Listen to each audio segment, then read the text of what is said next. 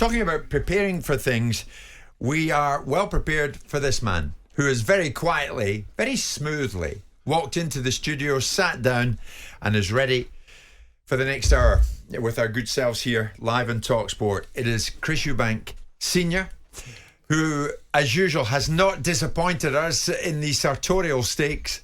Mr. Eubank Sr, you look great.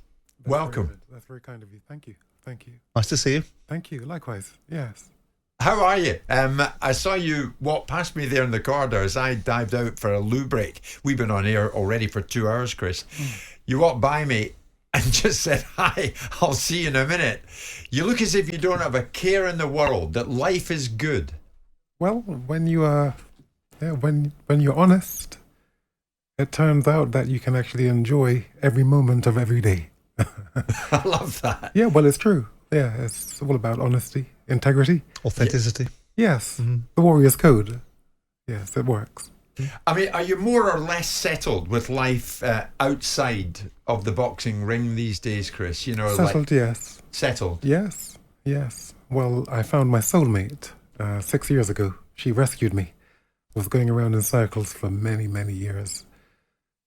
And yeah, she pulled me off of that spinning wheel where you keep on going around in circles. And so now I have a wonderful peace, which is not really something I can explain. It's it's just when you find your soulmate, that's it. You have it. You have heaven on earth. You look remarkably fit, Chris. I mean, how do you live your life? Because I mean, you don't look. I mean, you will be by definition slightly bigger than when you fought, but you don't look an inch bigger. You look absolutely as lean as a bean. I mean, you look as fit as it could possibly be. It's remarkable, because you see fighters and footballers, they lose their motivations, they lose their disciplines. How do you live your life on the basis of walking in the door looking $1 million? I walk in honesty. If you keep on being honest, then you. But you have a regime, right? You keep yourself very fit. Are you just naturally able to walk around looking like you're just getting ready to get in a ring?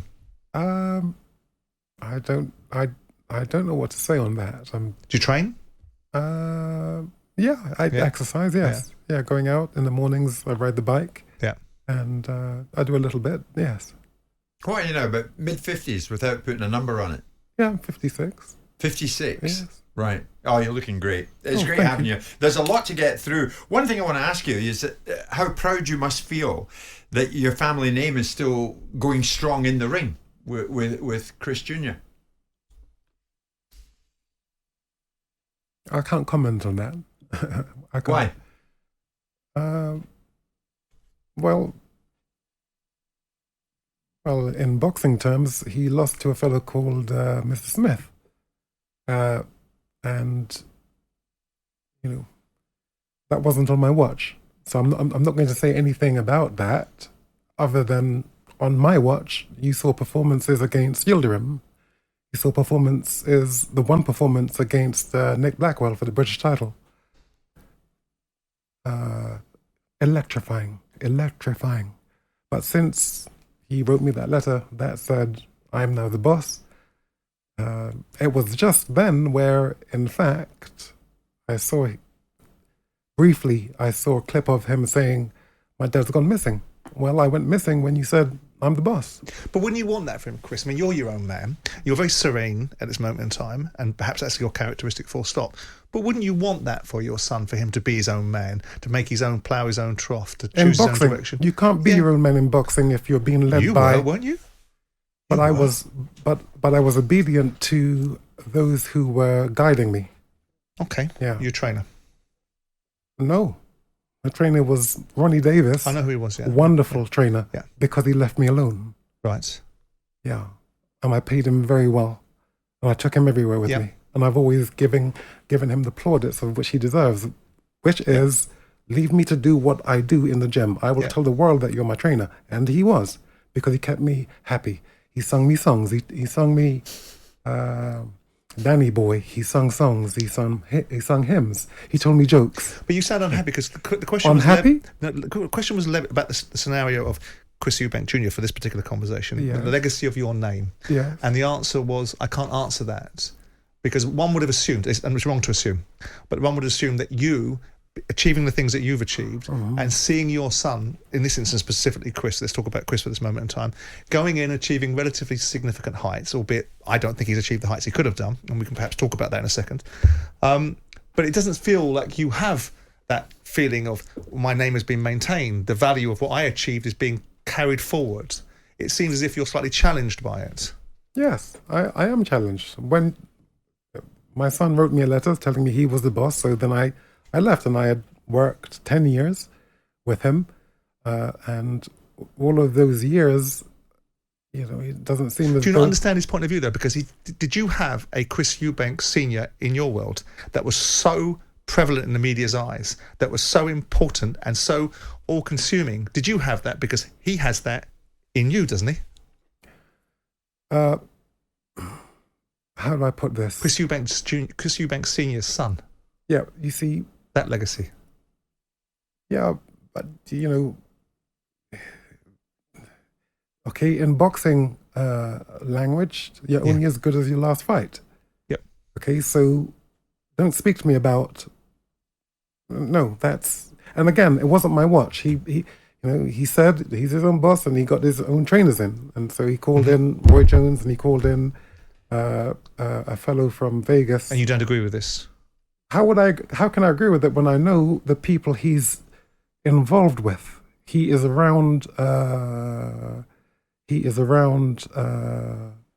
he's surrounded by... opportunists? That's too polite. And I can't find the word. Leeches, parasites?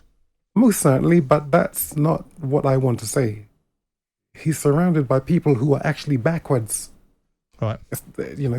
I go forwards.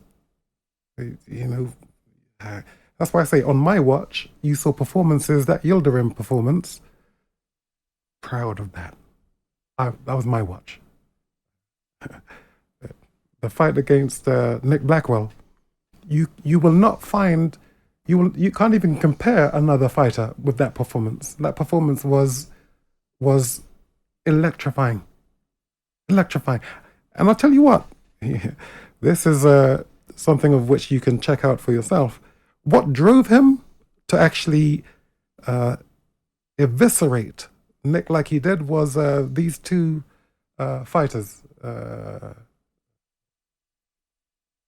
Tyson Fury and this other name of which is quite unspeakable for me. And they were goading, coming into the change room beforehand and shouting things at ringside and really, pumping up Nick.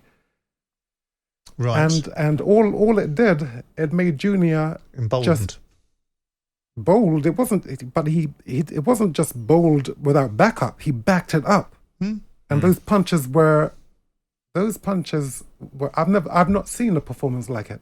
But without your guidance, Chris, and without you around, do you feel he fought the wrong fight against Liam Smith?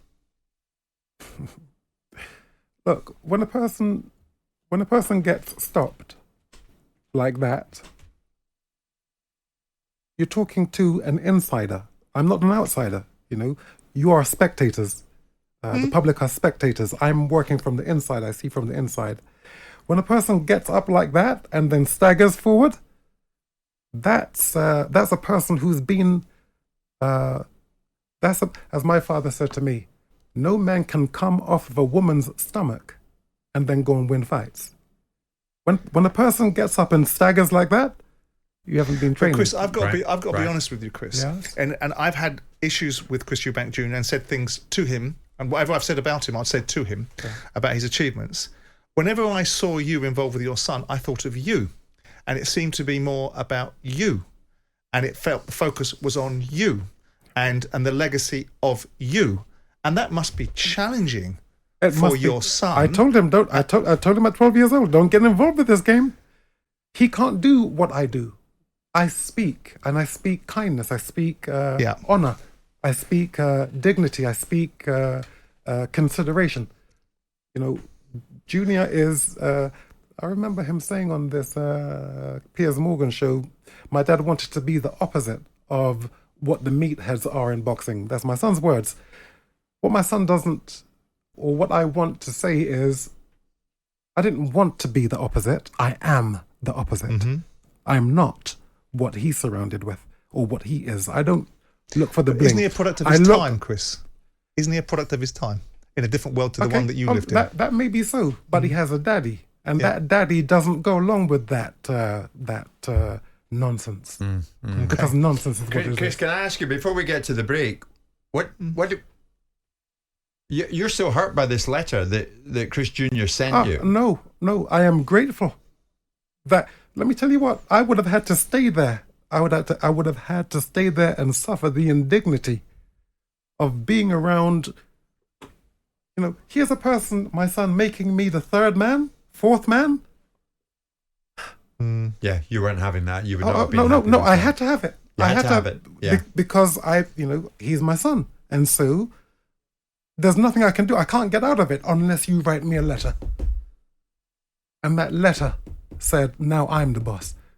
Things are done my way, which he had been actually doing effectively anyway.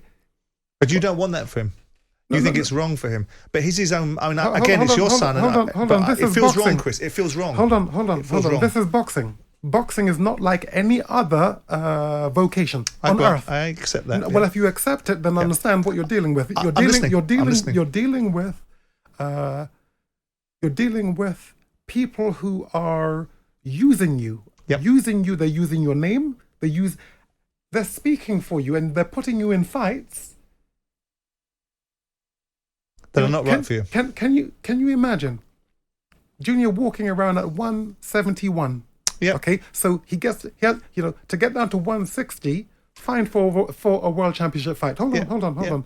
But then to boil him down to 157. Yeah, he's wrong. Hold on. It's wrong. Yeah. That is attempted murder. I said it before. I heard you say that. You But said isn't it it? to But us. he's a big boy. He's a grown man, Chris. He's a grown man? He's No, 30. he's my son. Sure, He's my boy. He's my child. Yeah. He will always be my child. Yeah, understood. Do you understand? Even though he's a man, and I Yeah. give him his respect, because it's almost impossible to do what he's done. I respect his kahunas so much But to not his be able choices. to follow in my But footsteps. no, absolutely. Can Can you imagine how difficult that must be for him? But what can I do? I told him not to get involved in boxing. It's not what you think it's about. No, it's a Boxing, difficult, boxing. brutal sport. Hold on. Brutal? Okay. Yeah. When you feel you're being murdered in that ring, and I've been in this situation, you feel you've been murdered. You have the Visceral reaction to it. No, hold on. You have the wherewithal to quit and say, well, I've had enough. But you can't, because the Warriors Code doesn't allow. You see, this is not a sport. It's not singing. It's not acting. This is real. Yeah. These punches are actually, they're breaking you down, and they're killing you. And I've been in these. I've been in these fights. So, And I've watched you. so when you say, let him be his own man, how can I let him be his own man when you can't be a man in this unless you've got someone directing you who's been there, who's felt it, who's tasted it? These physical education teachers haven't felt it. They don't know. It's just money for them. Okay. Chris, we're going to take a quick break. I don't know if you remember, it was actually me that you spoke to about what your interpretation was of what they were trying to do to Chris Jr. in terms of the weight change to prepare for the Conor Benn fight, which never happened. We'll touch on that next. I'm also keen to find out what the nature of the relationship with Chris Jr. is like now. And we've been talking about Chris's son, Chris Jr., who, of course, lost in recent times to Liam Smith. And of course there was a huge amount of controversy around the fight that didn't happen against Conor Benn, and Chris was hugely offended by the fact that Chris had to endure such a weight change to go in with Benn that you thought it was well nigh attempted murder on the part of others. Well, let me put this to you. I did an interview with Nigel Benn about our tour. While the interview was going on, Conor walked into the room. So he walked onto camera. And I said, listen, Conor, I mean, what's going on with Krista? I mean, him coming down to 157, that doesn't even make any sense. Please don't do this. Now this exists, this tape, this conversation. What did he say? He said, I don't know about that. I said I'd fight him at any weight.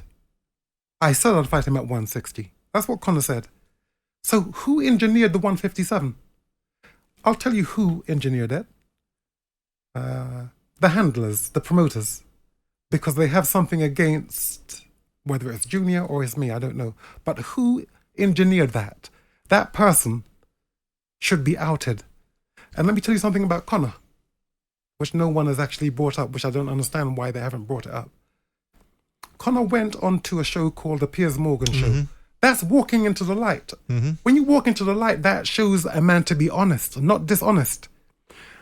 What you said was misguided, though. Hold on. You may say it's misguided. I say to you this. Where was his team? Everyone's hiding. He's the only one who came out and say, hold on a minute. And listen to his words. He said, I don't know what happened. Bamboozled. It's like, I don't know what happened. Let me tell you what, when someone is guilty of something, there's no way they walk into the light and talk about it. And the light of Piers Morgan, that proves his innocence to me. Now, who are his team? And how comes there's one person actually going down? He has a team. Someone would have had to administer these drugs or steroids. Someone would. Who are these people? Now, the only people I know next to him is a former fighter and his promoter. So they have to be looked into. The Boxing Board of Control should look into them. And let me tell you this. You think prison is a confined space and you can't get in and you can't get out. Let me tell you what. When Nigel Benn finds out what they've done to his son, prison will not even be safe for the guys. But you're bringing Tony Sims and Eddie Hearn into the conversation. I didn't mention their names. But that's the promoters and those are the hold people. on. I mean, Chris, those involved would deny any wrongdoing. Hold on. Of course they would. Hold on.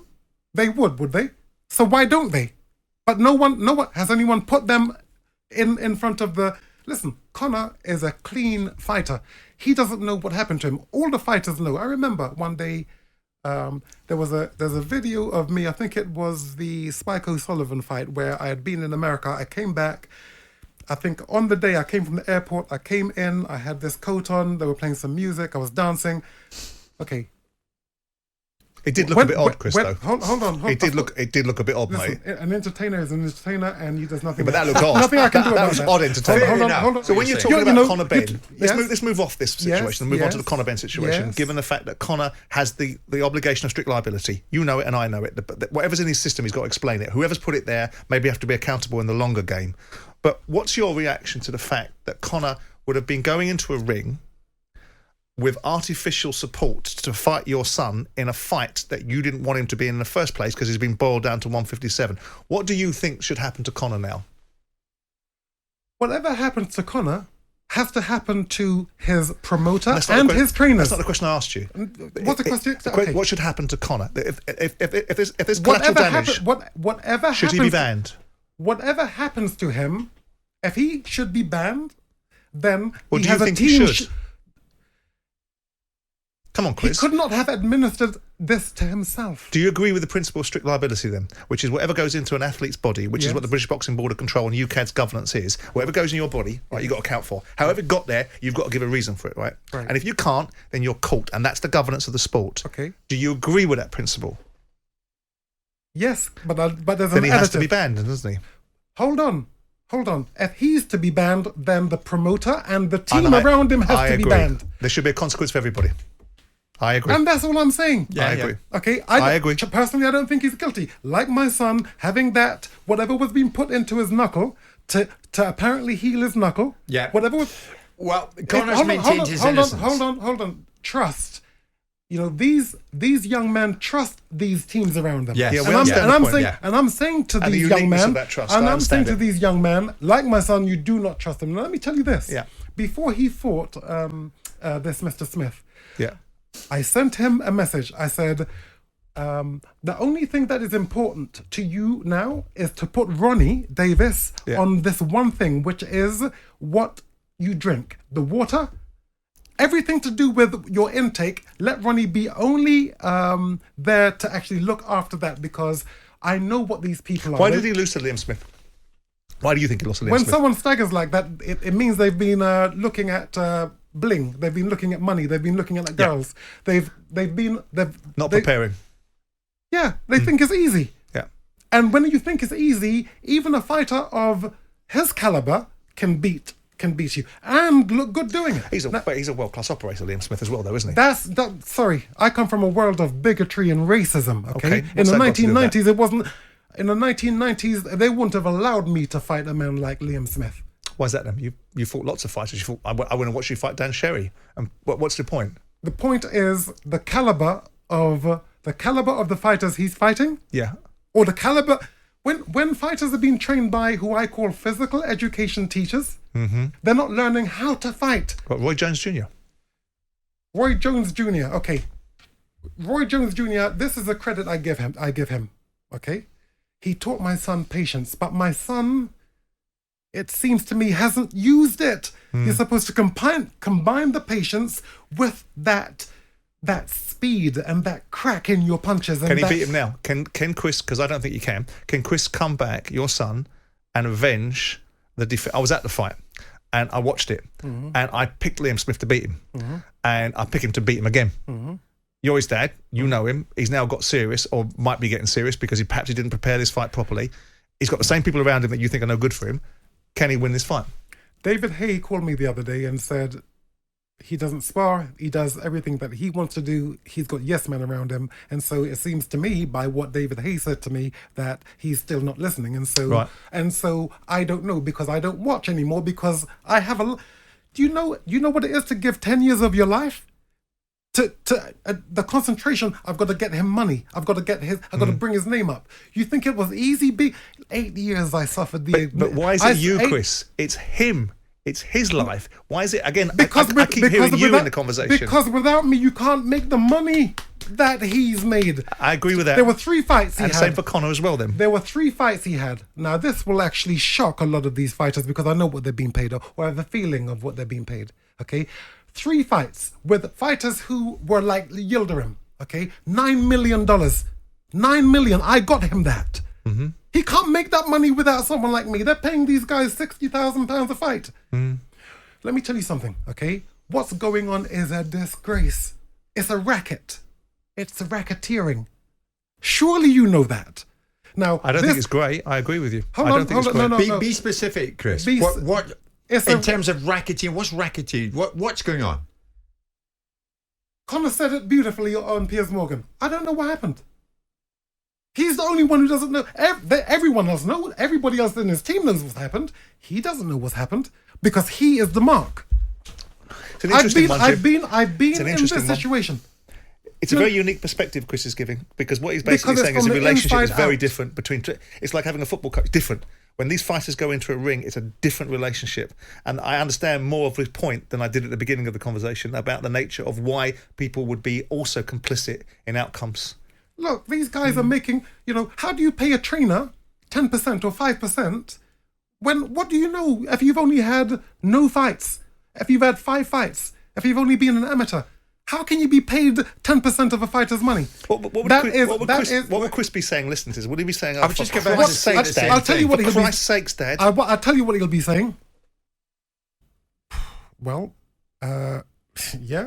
he's always right. Or he always thinks he's right. Right. And for boxing, again, I am protecting my son. With what? With 52 fights, 24 world championship fights. Oh, we know your 19 world championship wins. Never losing a fight which wasn't a championship fight. Yeah. But then you got a letter and he doesn't want you around. Hold on. When's the last time you spoke to him? Hold on. I've got to tell you about the beatings. The two last beatings I took from this Carl Thompson. Yeah. Let me tell you what. This gives me the credibility to actually protect my son, no matter what he says, because he hasn't been through anything like what I've had to go through, and I want to protect him through that. He doesn't have the constitution I have. As they say, okay, hard men create easy times. Easy times creates parasites. People who just want instant gratification. You got to work. This is boxing. It's modern day gladiator. Chris, I get what you're saying. This is where you lose your life. This sounds harsh on you. Oh no! But hang on, Chris. This is the harsh I've lived. But Chris, it seems like Chris Jr., your son, doesn't want to listen to you, and so he has to feel. But that's it. He has to feel. If you won't listen, then life will teach you what it taught many of the other fighters. Didn't teach me because I knew, because I was obedient to who was teaching me. Yeah, I was obedient. I listened. Do you understand? I trained in such a way where I was working out what this person can do to me. Okay, so how can I prevent that? I wonder what you'd have done if you'd had you in your corner. You never had you in your corner. You with your personality, let me tell with you your what, reach, with your influence and your track record. Let me tell you what. If I had me in my corner, how do you beat a man like me? Interesting. Yeah, how do you beat? Put some headphones on like Steve Collins. You have to take advice. It is arrogance when you shut your ears. I agree. Arrogance, and what arrogance gets you is what it got him in his last fight. Okay, you can't the caliber of Liam Smith doesn't beat Chris Eubank Jr. on my watch. I'm no longer there, so I don't know anymore. Now, in terms of Junior and what he does, I don't know. I've got to pull you on this. And Caliber of Liam Smith. The caliber of Liam Smith. What, a two-time world champion? Chris hasn't won a world championship. Why would you say the caliber? You might say the size, but why the caliber? The caliber. I'll have to tell you why then. Go on then. Okay, because I would put it to you like this. Junior on my watch is not supposed to lose to a Liam Smith. On my watch. On the watch of these PE teachers, yeah, anything can happen. And anything did.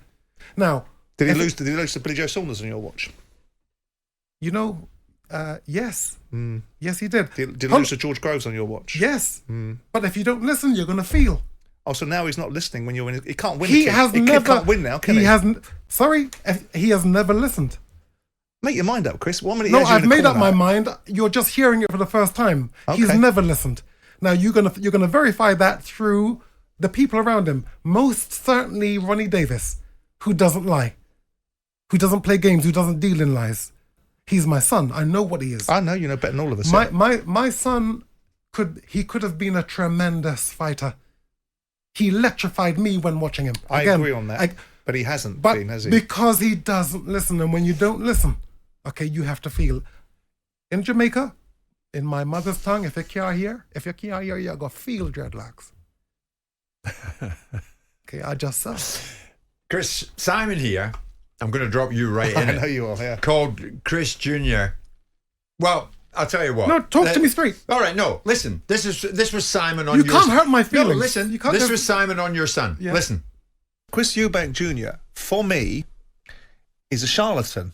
I think he's a great media personality. I think he's one of the best people that talk to the media. He's got himself to being one of the most billable, bankable fighters in British boxing without actually winning anything. The tragedy for Chris Eubank is all that I've been saying all along about noise and houses in Las Vegas and who he's going to fight and when he's going to fight for a world title are superseded by performances in the ring. At the level when we get to the point where you're fighting bona fide fighters that have won world titles, name them. Let's name them, shall we? Billy Joe Saunders, George Groves, Liam Smith. How did it get on for him? He lost them all. He's a charlatan, is he? You know, if in the world of honesty, how can I disagree with you? You're not talking to a man who's not anybody. You can't have friends in boxing. So he's a charlatan, is he?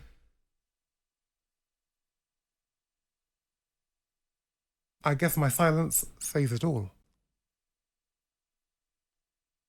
My silence says it. Truth is truth. This fellow is talking about, you know, I said to Junior. Him who's talking about. Hold on. I said to Junior, you won the IBO championship of the world. Okay? Now everyone is dogging it and saying, oh, that's a title from a cornflake packet. Yeah. They said worse about the WBO. I explained to Junior, you have to tell the public, you don't know what I had to do to go through You don't know what I had to go through to get this IBO championship. You're not in the world I'm in. So you can disrespect it, but I know what I've had to do. That's how I defended the WBO, which it turns out, the Nigel Benn fight, they say is the best fight ever seen since 1909. This is the British boxing news. Yeah. Okay, hold on. But they always trashed the WBO. I said to Junior, fight for your championship. It's not physical fight. Fight in word. Tell them you don't know what I had to do for it, but he didn't do that. So the IBO still sits in that position of being trashed. Let me tell you this. The WBO, if it's responsible for being or for giving one of the best performances ever seen in the British boxing ring, so how then does Nigel Benn come out ahead of Michael Watson? So I'm on tour with Nigel Benn. I'm on tour with him. Okay, it's good. But it's shameful when you look at Michael Watson. Michael Watson beat him. Okay, he beat him. Clearly, he quit in that fight. In the second fight I had with him, he beat me. Almost to death. I nearly died that night, but how can I talk about me when he had 6 brain operations in the space of 12 hours? Of course. The point I'm making to you is this. How come Michael Watson isn't getting these plaudits? It shouldn't be Nigel Benn. I don't mind that he's getting it, but let's respect Michael Watson because he put in a performance of which no one has seen in a British ring. Even in the commercial breaks, Chris Eubank Sr. has been with Simon and myself for the last hour. Simon, I think we need another hour, maybe another 2 hours, well into the afternoon. Chris, in the very short space of time we've got left, I'm going to ask you a couple of things, Please. and we'll try and get through as much as we can. Please. Your own boxing career. What do you think you achieved? How do you look back on it? What is your legacy? Yeah. Michael Watson too. In a fight I couldn't win, I got up. There was no way I could win that fight. It wasn't about winning. It was just get up because it's the right thing to do. Are you a warrior? Because if you don't come into this business otherwise. That's why these fighters shouldn't be listening to these guys who are doing it for just money and social media. Look at me, I'm a trainer. No, What this. defines legacy for you? Honest, you have to be honest. You have to be honest. When you're having it kicked out of you, when you feel you're losing your life, you got to stay there and take that beating. Okay, that's the fighters I will produce. Does Anthony Joshua have a legacy? Carl Froch says he doesn't have one. I'm not going to get into that. Okay. No, I will get into that. Okay. So if at 13 fights, his promoter puts him into a world championship fight, he's destroyed him. He's destroyed him because he hasn't learned the trade. And you're going to come up against fighters like Ruiz, who's going to expose you. That's the fault of the promoter who is fast-tracking the fighter for money. Looking at his muscles, not at the content of his abilities. Come on, we only have a few minutes. What was the best day of your life? The 5th of June 2022, Queen Elizabeth II, my hero. The person who I looked up to. Because my mother left. She was my beacon. So I pretended that I suppose I would have to behave like Prince Philip to actually get a woman like this. I've got to be well-mannered. I can't use bad language. I've got to dress correctly. It seems as though I've followed all of these precepts and everyone thinks I'm weird. And I was following the Queen, which is what everybody else was supposed to be following. In 2003, 2004, I did an anti-war protest saying, Blair, don't send our young prince to your catastrophic illegal war to make it look plausible. That was 2004. She must have been a fan from that particular day because she's the one who put me at the front of that bus. The bus of 4 treasures. The 4 buses of national treasures, which is another word, aka the 4 buses of superstars. I was at the front. The heavyweight champion at the time wasn't invited. David Beckham wasn't invited. David Beckham, hey, he's been a hero for us all. He wasn't invited. Why? So the point I'm making to you, if I'm front and center on that bus, the best day of my life, only the Queen, only the person who owns the firm could have put me there. Now that should be looked into. And the credit I give is not to me. I give it to Rosa Parks, who was at the back of the bus back in the Civil rights in the 60s, yeah. Yes. All right? Yeah. Okay, so that was the best day of my life. Now, again, if my son, this will never, it will, Queen Elizabeth II held herself in perfect form for 70 years. 70 years. And when I dress like the Englishman and speak the King's English, my English, when I behave like, when I show chivalry, when I'm decent in the face of bigotry and racism, they say I'm weird. I'm only following what the Queen, my Queen, told me to do. And my parents are from Jamaica.